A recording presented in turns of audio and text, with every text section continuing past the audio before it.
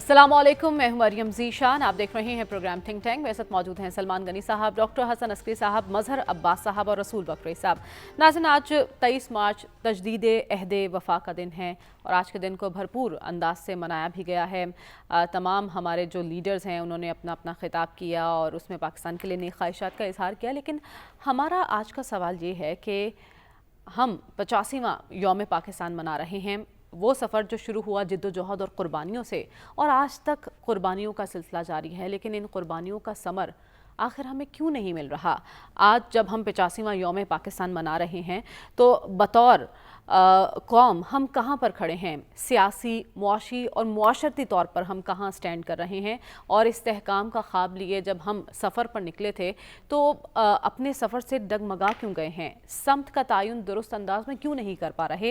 ये तमाम सवालात हैं जिनका आज हम जायज़ा लेंगे और जवाब तलाश करने की कोशिश करेंगे। लेकिन उससे पहले सलमान साहब, आज मैं आपको अपनी टीम की जानिब से मुबारकबाद पेश करती हूँ। सितारा इम्तियाज़ से आपको नवाजा गया यौम पाकिस्तान के मौके पर, बहुत मुबारक हो आपको। बहुत शुक्रिया जी। देखें, आज यौम पाकिस्तान है और आपने कहा कि हम इस्तेहकाम की मंजिल पर क्यों नहीं पहुंच पाए। मेरा ख्याल मायूसी वाली कैफियत नहीं है। अच्छा। इसलिए कि अगर हम मुआशी हवाले से इस्तेहकाम की मंजिल पर नहीं पहुंच पाए तो हम दफाई हवाले से इस्तेहकाम की मंजिल पर पहुंचे हैं। पाकिस्तान न्यूक्लियर पाकिस्तान है और न्यूक्लियर ताकत होने की हैसियत से जो हमारा असल दुश्मन है, जो माजी के अंदर पाकिस्तान पर जारियत मुसल्लत करता था, अब उसे जरूरत नहीं है। उसमें तो कोई शक नहीं सलमान साहब, हम जहाँ इस्तेहकाम की बात कर रहे हैं, लेकिन सबसे इम्पोर्टेंट है खुशहाली।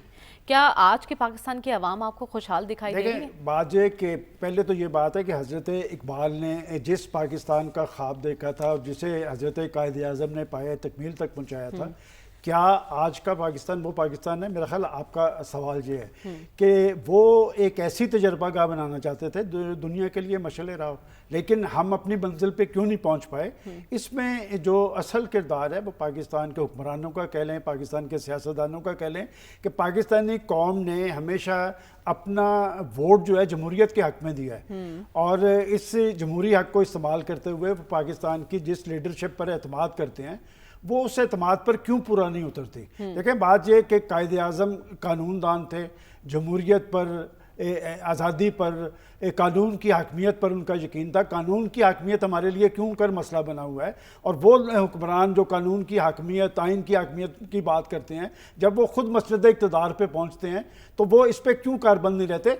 देखें, मैं फिर वही बात करूंगा कि मैं कतन मायूस नहीं हूँ इस पाकिस्तान से कि जब हम दफाई एतबार से खुद इंसारी की मंजिल पे पहुंचे हैं तो हमें मुआशी हवाले से आगे की तरफ बढ़ना है। और जब मैं मुआशी हवाले से आगे की तरफ बढ़ने की बात करता हूँ तो सियासी इस्तेहकाम सबसे ज़्यादा जी, सबसे ज़्यादा ज़रूरत सियासी इस्तेहकाम की। और सियासी इस्तेहकाम किन्होंने पैदा करना है, किन्होंने इस मंजिल पे पहुंचना है? सियासतदानों ने। सियासतदानों का तर्जमल, जब हम सियासतदान कहते हैं तो उनका तर्जमल सियासी नहीं है, लेकिन जमहूरी नहीं है। हुकूमत वक्त की जिम्मेदारी है ना सियासी इस्तेहकाम सिर्फ हुकूमत वक्त की नहीं, ये दो तरफा जिम्मेदारी होती है, उसमें अपोजिशन की जिम्मेदारी भी होती है और ये जमहूरियत की गाड़ी के दो पहिए होते हैं, मिलकर चलना होता है। मैं हैरान हूं कि इस पाकिस्तान के अंदर पिछली 2 दहाइयों से हम देख रहे हैं कि अपोजिशन में बैठना गुलाम समझा जाता है। हालांकि अपोजिशन में एक मुतबादल गवर्नमेंट होती है और वैसे भी पाकिस्तान का आपने कहा कि जमहूरियत के 2 पहिए, दोनों ने मिलकर चलना है, लेकिन जो भी हुकूमत आती है वो वन व्हीलिंग को तरजीह देती है, कहती दूसरा पहिया तो चला ही जाएगा। बात यह कि अपोजिशन जमहूरी सिस्टम में मुतबादल गवर्नमेंट होती है और ये भी साबित हुआ कि वो जो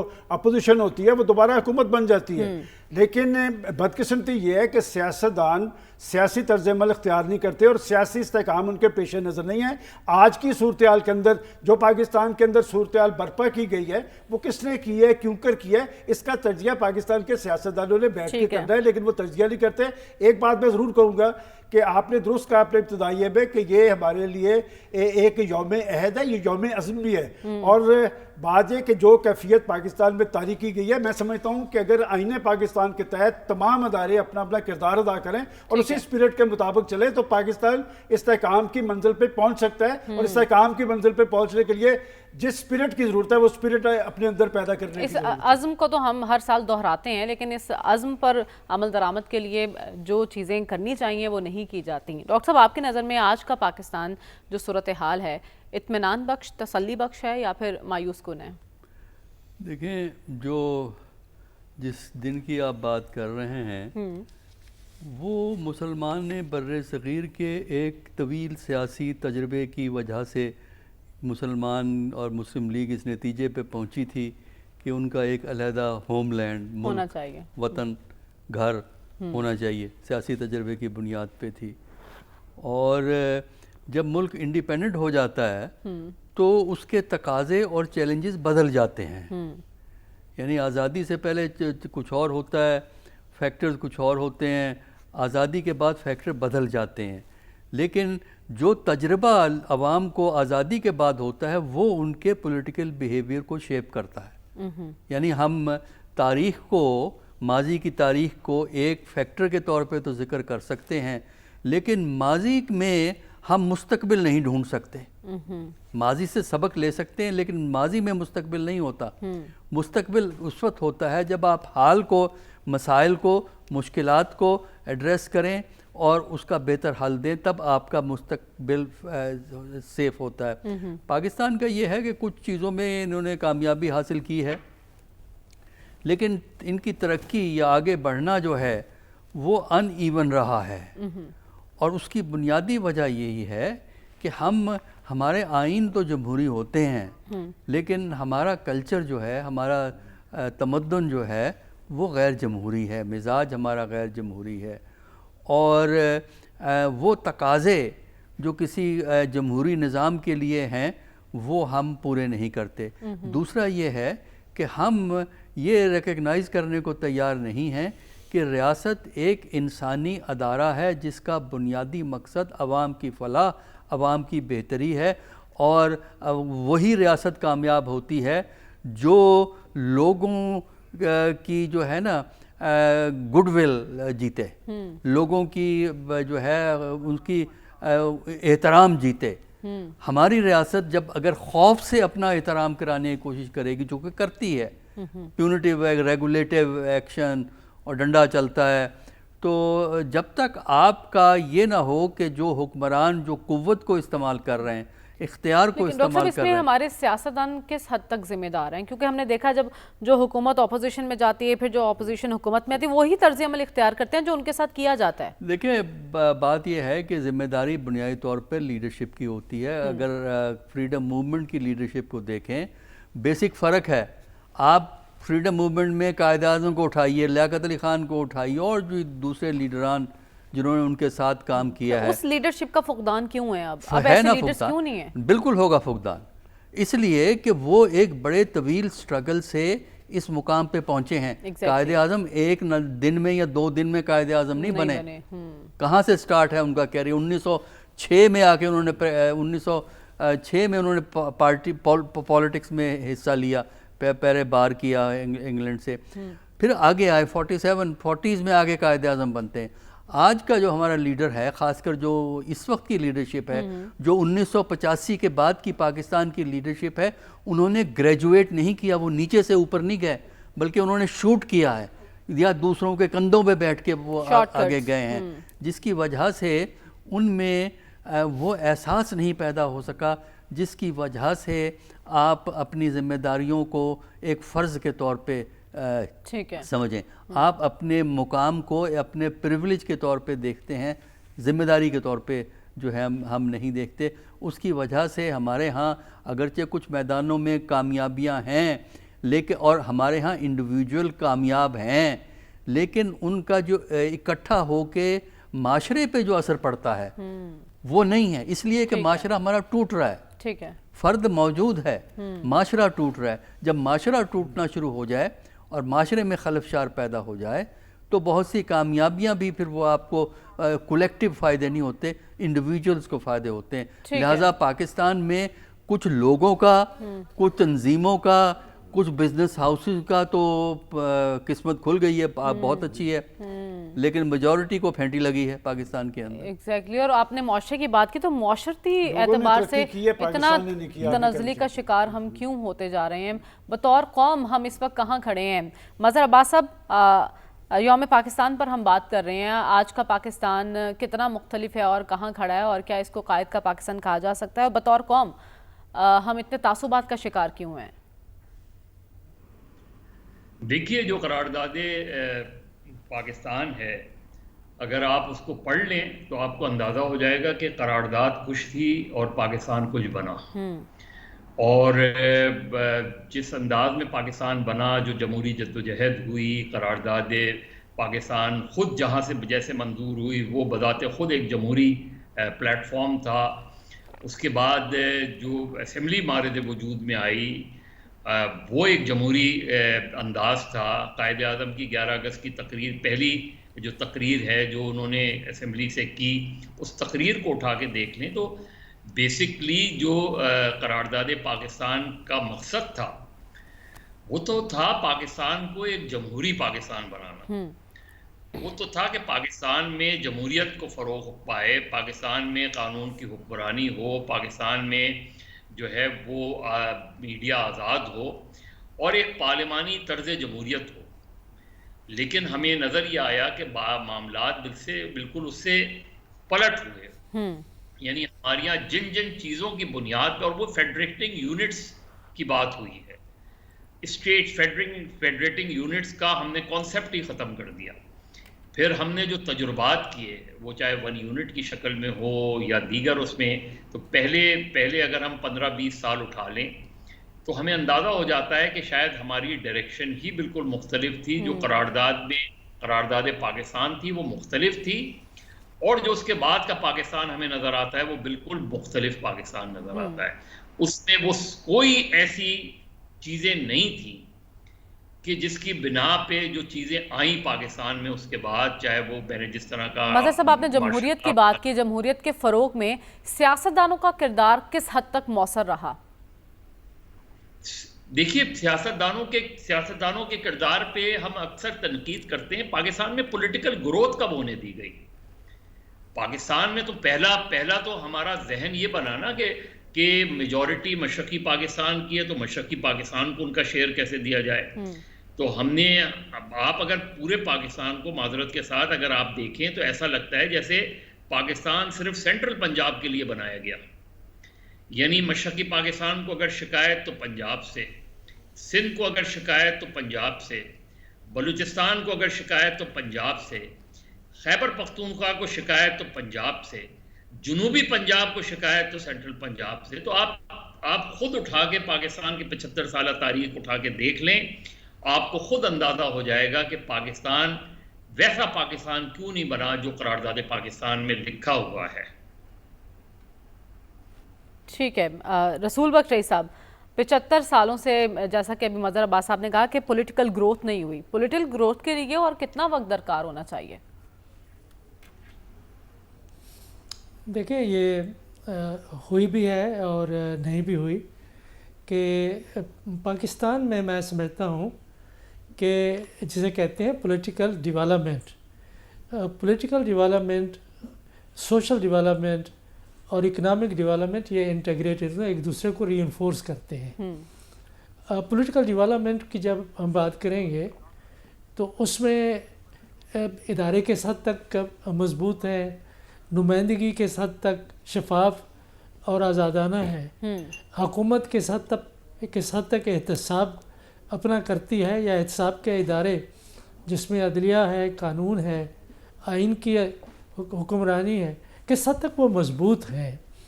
ہماری بالکل میں اتفاق کرتا ہوں مظہر سے کہ دیکھیں جو پہلے 7 سال ہیں ہماری آزادی کے، وہ جڑے ہوئے ہیں جو اس سے پہلے کی کوئی 80 سال کی یا 100 سال کی ہماری تاریخ ہے، شناخت کی، جد و جہد کی، وہ اور اس کی وہاں کے لیڈرشپ بھی اس کی عکس ہے.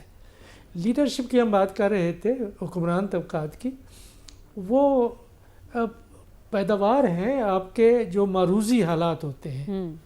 اگر معروضی حالات جمہوری انداز میں پیدا ہوں کہ جمہور ہی، عوام ہی وہ سیاست کو، سماج کو اور اپنی جو معاشی ضروریات ہیں اس کے پیش نظر فیصلہ سازی میں کوئی کردار ادا کریں تو ایک فطری لیڈرشپ پیدا ہوتی ہے. ورنہ جس طرح اپنی کتاب میں عسکری صاحب کہتے ہیں پولیٹیکل انجینئرنگ، تو پولیٹیکل انجینئرنگ شروع ہوئی جسٹس منیر کے فیصلے سے. اس کو بھی ہم نے کافی حد تک اس کے اثرات کو بھی زائل کیا لیکن جب 1956 کا آئین بنا اور اس کے بعد انتخابات کی باری آئی تو 1959 میں مارشل لا لگ گیا. اس کے بعد سے آج تک ہم جمہوریت اور آئین اور قانون کی حکمرانی کی راہ پر پھر نہیں آ سکے. اس میں ہر نو کے یہاں پہ حکمران اس میں شامل ہیں. تو لوگ عام طور پر عوام کی بات کرتے ہیں کہ دیکھیے ہمارے عوام میں سچائی نہیں، عوام ایسے ہیں. عوام دیکھیں دنیا کی تاریخ اٹھا کے دیکھ لیں، معاشرہ حکمران طبقات بناتے ہیں. ان کی نظریات، ان کا مزاج، ان کی انٹیگریٹی، ان کی آنیسٹی، ان کے انداز زندگی کے، ان میں اگر دھوکہ دہی، فریب کاری اور جس کی اور ان کا طرز حکمرانی بھی رسول بخش بھائی صاحب، جب آج کی حکومت کل کی اپوزیشن کا احتساب کرنے لگ جائے گی، پھر وہ اپوزیشن جب حکومت میں آئے گی اور وہ اس اپوزیشن کا احتساب کرے گی، آپ ایک دوسرے کے احتساب کے لیے اقتدار میں تو نہیں آتے، عوام کو تو بھول جاتے ہیں، ایک دوسرے کی کردار کشی اور لیگ پولنگ میں مصروف ہو جاتے ہیں. تو اس میں سیاستدان کس حد تک ذمہ دار ہیں؟ دیکھیں یہ جو آپ نے بات کی ہے کبھی ایسا پاکستان میں ہوا نہیں ہے.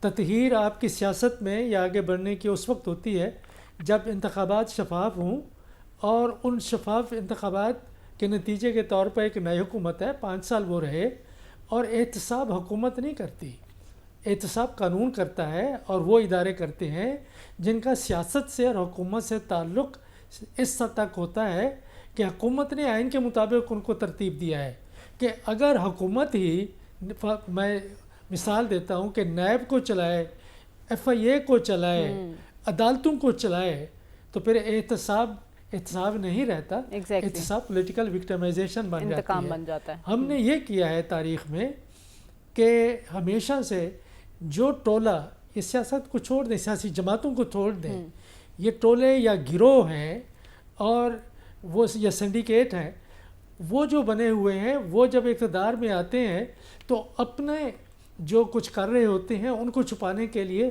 وہ حزب اختلاف کے اوپر ڈالنے کی کوشش کرتے ہیں. میں یہ سمجھتا ہوں کہ پاکستان کی تاریخ میں خصوصی طور پہ 1985 کے بعد، اس سے پہلے یہاں پہ کرپشن اس طرح سے نہیں تھی جس طرح سے آج آپ دیکھتے ہیں.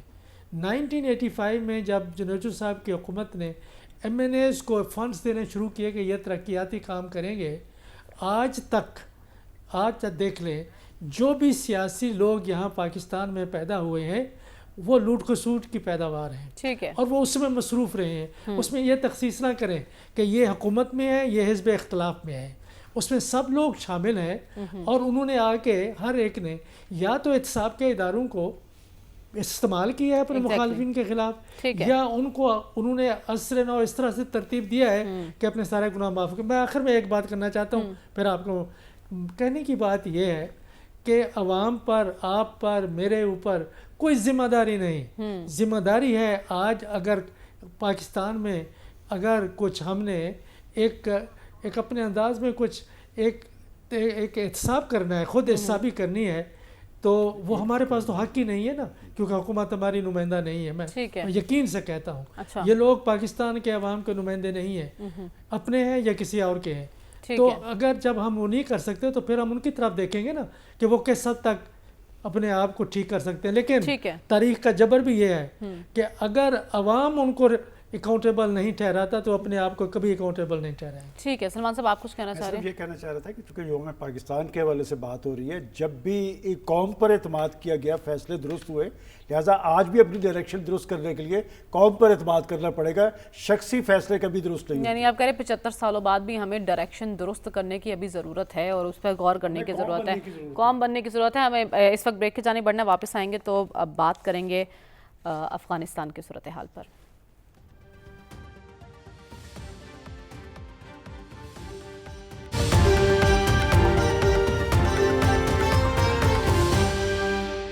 ویلکم بیک ناظرین. ملک میں دہشت گردی کی وارداتوں میں جوں جوں اضافہ ہو رہا ہے، تو ہی حکومت اور اپوزیشن کے درمیان دہشت گردی کے سد باب کے لیے کیا حل تلاش کرنا ہے، اس معاملے کو لے کر بھی بیان بازی तेज़ होती जा रही है। अपोजिशन कहती है कि हमारी खिदमत हासिल की जाएँ और अफ़गानिस्तान से बातचीत को तरजीह दी जाए, जबकि हमने देखा कि दूसरी जानिब हुकूमत की जानिब से बातचीत को तरजीह तो दी गई है, लेकिन उन्होंने काबुल में नुमाइंदे खुसूसी मोहम्मद सादिक खान साहब को भेजा और 3 रोज़ के लिए वो वहाँ पर मौजूद है, जहाँ उनकी अहम मुलाकातें भी हुई हैं।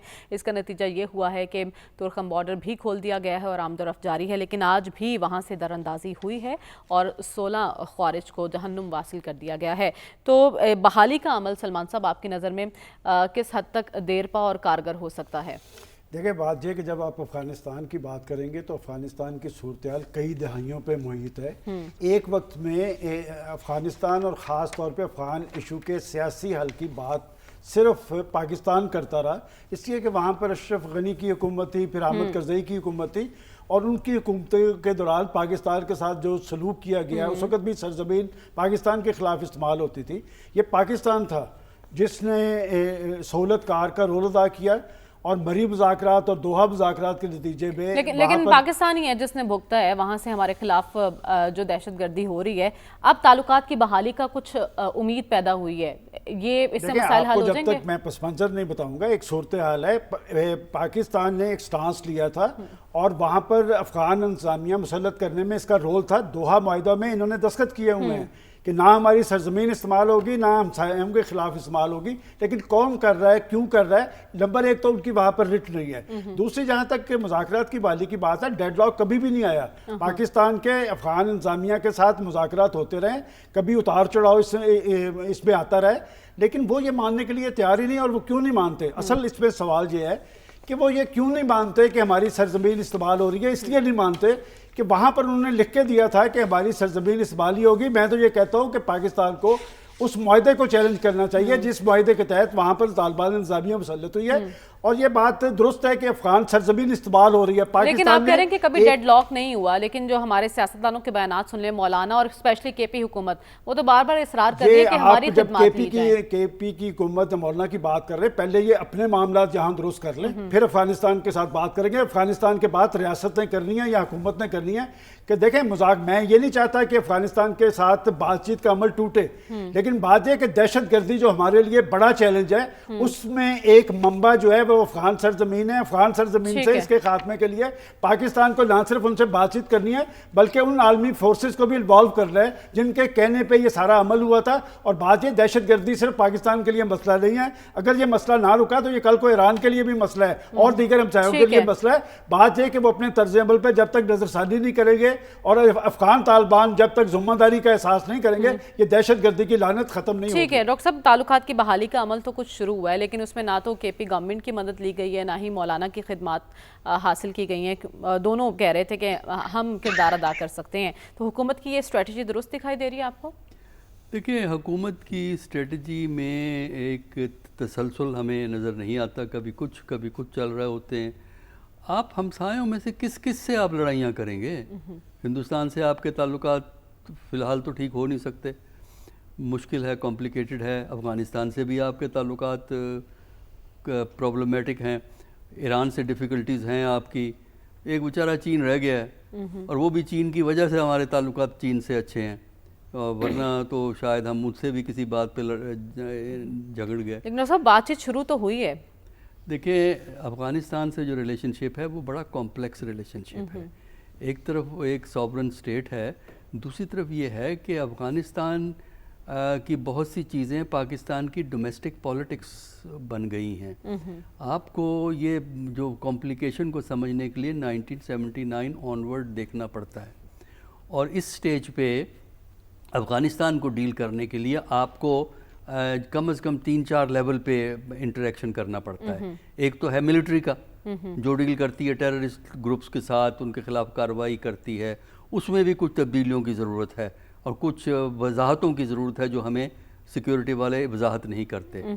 दूसरा लेवल है गवर्नमेंट का, जिसे हम डिप्लोमेसी कहते हैं, यानी जिस तरह ये जो गए हैं पाकिस्तान के साथ मोहम्मद सादिक, ये एम्बेसडर रहे हैं वहाँ अफगानिस्तान में और अच्छे एक्सपीरियंस डिप्लोमेट हैं। डॉक्टर साहब, केपी गवर्नमेंट क्यों इतना इसरार कर रही है? अभी मैं आ रहा हूँ ना। दूसरा लेवल ये है।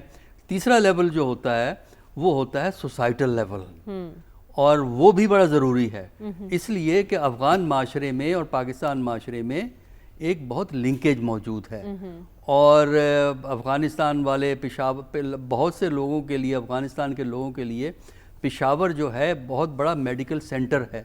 میڈیکل ٹریٹمنٹ کے لیے، ایجوکیشن کے لیے بہت سے افغان جو ہیں وہ پاکستان آتے ہیں. اور یہ پرانا ایک ریلیشن شپ ہے. تو جو سوسائٹی کا ریلیشن شپ ہے اس کو بریک نہ کریں.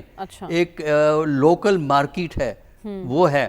پھر ٹرائبل لوگ کا ایک انٹریکشن ہے. گورنمنٹ کا اپنی جگہ ہے، تو اگر گورنمنٹ، پروونشل گورنمنٹ بات کرنا چاہتی ہے یا ٹرائب بات کرنا چاہتے ہیں، ان کو کرنے دیجیے. دیکھیں نا، اب بھی جو یہ ٹورخم کھلا ہے یہ محمد صادق کے جانے سے نہیں کھلا ہے. اس سے پہلے آپ کے ٹرائبل جرگاز کا 2 میٹنگیں ہوئی ہیں حکومت کی بلیسنگ کے ساتھ. اس میٹنگ سے پھر یہ فیصلہ ہوا ہے کہ حکومت ان بارڈر کو کھولے گی. تو میرا خیال ہے کہ جب تک آپ ملٹی لیول کو استعمال نہیں کریں گے، کیونکہ کمپلیکس سچویشن کے کئی لیول ہیں، اور آپ کو فوج، ریاست، پروونشل حکومت اور معاشرہ، ایتھنک اوور لیپ جو پاکستان افغانستان میں، اس کو آپ استعمال کریں. اور سوسائٹل ٹائز اگر آپ سٹرونگ کریں گے، پھر لوکل ٹریڈ سسٹم ہے. جب تک آپ ان سب چیزوں کو ایک جگہ نہیں چلائیں گے، آپ اس کو ہینڈل نہیں کر سکتے. ایسے موقع پر جب ایک صوبے کے وزیر اعلیٰ کا ایسی گفتگو سامنے آئے کہ ہم نے ان سے لڑنا نہیں ہے، جو ان سے لڑے تھے لائک پیپلز پارٹی اور ANP وہ ختم ہو گئے، تو ہم نے ختم نہیں ہونا، تو ایسے بیان کے اثرات کیا ہوں گے؟ مظہر عباس صاحب سے جانوں گی اس بریک کے بعد. اسٹے ود اس.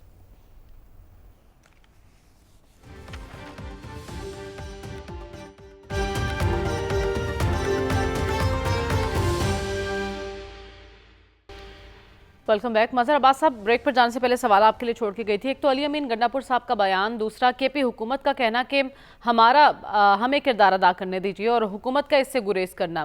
اس ساری سچویشن پر کیا کہیں گے آپ؟ دیکھیں، لائٹر نوٹ میں اتنی دیر کا بریک آئے گا تو افغانستان کا بیانیہ ہی تبدیل ہو جائے گا. صحیح ہے، بالکل ٹھیک ہے.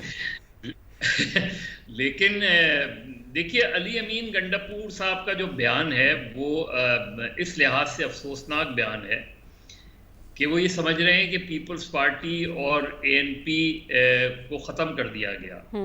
اب اگر ANP کے لوگوں کو 2013 میں ان کی جو شہادتیں ہیں ان کو اٹھا کے دیکھ لیں تو یہ سوال اٹھے گا کہ 2013 کا انتخابات جو تھے وہ واقعی منصفانہ تھے. کیونکہ اگر ایک جماعت کو الیکشن میں حصہ لینے کی اجازت ہی نہیں، اور اجازت نہ دینے کا فیصلہ جو ہے ریاست نے نہیں کیا، غیر ریاستی عناصر نے کیا، اسی طرح پیپلز پارٹی کو ٹارگٹ کیا گیا اس طرح، تو اگر اس چیز کو وہ جسٹیفائڈ کر رہے ہیں تو یا تو وہ اپنی کمزوری شو کر رہے ہیں کہ جی ہم نہیں لڑ سکتے ان سے. تو کوئی بھی لڑنے کا مسئلہ تھوڑی ہے. دوسری بات یہ کہ دیکھیے، افغان مہاجرین کا جو مسئلہ ہے، اب وہ جو کہہ رہے ہیں کہ ان کی نیشنلٹی کی بات بھی کی علی امین گنڈاپور نے، یہ وہ نیریٹو ہے جو جنرل حمید گل کا نیریٹو تھا کہ جی افغانیوں کو پاکستان کا حصہ بنا دیا جائے اس وقت. اب جو ہم دیکھیں کہ روس سے جب افغانستان میں آیا تو افغان مہاجرین کی جو تعداد 40-50 لاکھ پاکستان آئی، اور تو ایران میں جو لوگ گئے ان کے ساتھ ایران نے کیا کیا اور ہم نے کیا کیا. اور اب جب کہ روس چلا گیا تو ہم نے ان مہاجرین کو اپنے ساتھ رکھا، یہ کہہ کے کہ جی وہاں سول وار شروع ہو گئی ہے. سول وار ختم ہوئی تب بھی وہ یہیں رہے. اس کے بعد 9/11 ہو گیا، 9/11 کے بعد بھی وہ رہے. امریکہ آ گیا، امریکہ چلا گیا. تو اب جو ہے، اب یہ مہاجرین کی ذمہ داری افغان حکومت کی ہے. اب اس کی ذمہ داری پاکستان کی نہیں ہے. ٹھیک. اب ان مہاجرین کے جانے کا وہ بات ٹھیک ہے کہ جانے کے 2 طریقے ہوتے ہیں. ایک تو آپ ان سے کہیں کہ آپ چلے جائیں، وہ ہم نے دیکھ لیا کہ وہ، اور دوسرے یہ کہ آپ ان کو یہ زور دیتے ہیں کہ جو آپ کی ذمہ داری ہے وہ اب نہیں ہے، کیونکہ اب افغانستان میں افغان حکومت ہے. اب افغانستان میں نہ کسی کی امپوز کی ہوئی حکومت ہے، نہ انفورس کی ہوئی حکومت ہے. لہٰذا افغان مہاجرین کے لیے جانے کا رستہ بنانا چاہیے اور افغان مہاجرین کو جانا چاہیے. ٹھیک ہے، یہ بنیادی نقطہ ہونا چاہیے. دوسرے بہت واضح طور پہ بالکل افغانستان سے بات ہونی چاہیے، اور پاکستان کے پاس جو ثبوت ہیں کہ جی وہاں سے دہشت گردی ہوتی ہے، وہ ثبوت ان کے سامنے پیش کیے جائیں. بات چیت کے دروازے تو کبھی بھی بند نہیں ہونے چاہیے، نہ ہوئے ہیں اس میں. لیکن یہ بات ٹھیک ہے کہ پاکستان کے اندر خاص طور پہ ویسٹرن بارڈر جو گرم رہا ہے، اس کی ایک بڑی وجہ یہی رہی ہے. ہم نے ماضی میں دیکھا ہے کہ شمالی وزیرستان ہمارے ہاتھ سے چلا گیا تھا، تقریباً جنوبی وزیرستان چلا گیا تھا، سوات چلا گیا تھا. تو یہ ان سارے ایلیمنٹ کو کس کی سپورٹ حاصل تھی؟ لہٰذا یہ جو چیزیں ہیں یہ بہت سینسٹیو بھی ہیں، لیکن اس مسئلے کو ریزالو ہونا جتنا جلدی ہو ریزالو اتنا ہی پاکستان کے لیے بہتر ہے. ٹھیک ہے، ایک سینسٹیو معاملہ ہے اور اس معاملے کو حل کرنے کے لیے ایک یونٹی کی ضرورت ہے، لیکن بدقسمتی سے اس چیلنج سے نمٹنے کے لیے سیاسی قوتیں متحد نظر نہیں آ رہی. رسول بخش رئی صاحب، لیکن ایک امید پیدا ہوئی ہے، افغانستان کے ساتھ بات چیت کا سلسلہ شروع ہوا ہے، ہم نے اپنا نمائندہ بھیجا ہے، تو کس حد تک مسائل کے حل کی توقع رکھی جائے؟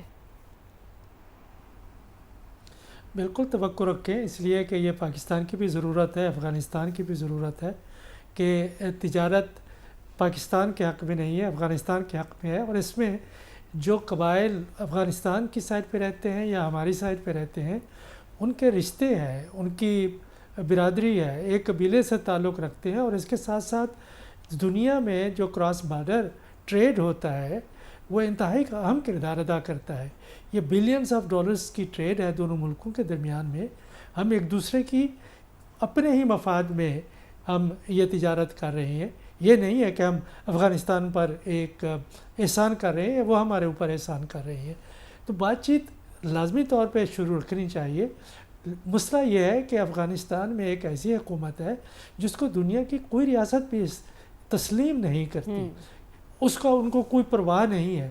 ان کی جو اپنی نظریاتی ساخت ہے یا سیاسی ساخت ہے وہ ایسی ہے کہ دنیا ان کی پرواہ نہیں کرتی اور نہ وہ دنیا کی پرواہ کرتے ہیں. تو اس صورت میں پاکستان کے ساتھ مسائل کا الجھنا ایک فطری سی بات لگتی ہے کہ پیچیدگیاں پچھلے 50 سال 60 70 سال سے ہیں، بلکہ پاکستان بننے کے بعد سے ہی ہمارے ان کے ساتھ مسائل چلے آ رہے ہیں. لیکن مسائل کا مطلب کبھی یہ نہیں ہوتا کہ آپ بات چیت کے دروازے بند کریں یا یہ کہ وہ اپنی سرزمین ٹی ٹی پی یا کسی اور آرگنائزیشن کے لیے اس کو استعمال ہونے دیں پاکستان کے خلاف. یہ تو ایک ایسا مسئلہ ہے جس پر پاکستان کبھی کمپرومائز نہیں کر سکتا. لیکن اس کے لیے تعلقات تجارت میں سمجھتا ہوں کہ تمام ہمسایہ ممالک کے ساتھ جو بھی تعلقات کی نوعیت ہو وہ جاری رہنی چاہیے. اس کے لیے مولانا کی خدمات حاصل کرنے کی ضرورت ہے یا کے پی گورنمنٹ بار بار اصرار کر رہی ہے، ان کو سننے کی ضرورت ہے؟ میرے خیال میں مولانا صاحب کے اوپر زیادہ بوجھ نہ ڈالیں. ان کے اوپر پہلے بہت ذمہ داریاں ہیں. یہ کام حکومت کا ہے، یہ صوبائی حکومت کا بھی نہیں ہے. حکومت کو اپنی آئینی قانونی ذمہ داریاں نہ کسی پرائیویٹ شخص کے سپرد کرنی چاہیے، نہ کسی تنظیم کے، نہ کسی پارٹی کے، نہ کسی صوبائی حکومت کے. خارجہ اور سلامتی پالیسی وفاقی حکومت کی ذمہ داری ہے. یہ تو کسی کی شرکت داری نہیں ہو سکتی، مشاورت ہو سکتی ہے، ان کی بات سنی جا سکتی ہے. لیکن حکومت اگر گنڈاپور صاحب کو یا مولانا صاحب کو یا کسی اور کو وہ ایک مستری بنا کے بھیجے کہ جائیں جی آپ بات کریں ہماری طرف سے، یہ ہوتا رہا ہے ماضی میں. لیکن سمجھتا ہوں کہ پہلی اور آخری ذمہ داری کیا کریں، حکومت کی ذمہ داری ہے اور اسی کو اس ذمہ داری کو پورا کرنا ہوگا. پروگرام کا وقت ختم ہوا چاہتا ہے، ہمیں اجازت دیجیے. اللہ حافظ.